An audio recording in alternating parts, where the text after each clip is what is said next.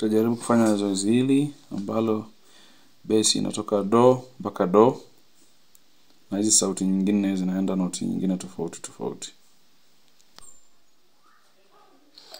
Nimekuwekea solfas hapo, unaweza kuona jinsi zinavyoenda.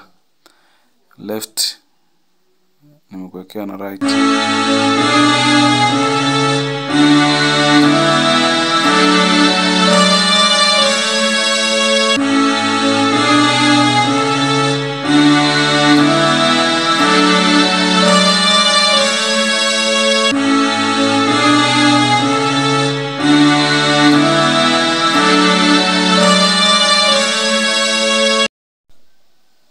Tutafanya zoezi hili ascending peke yake.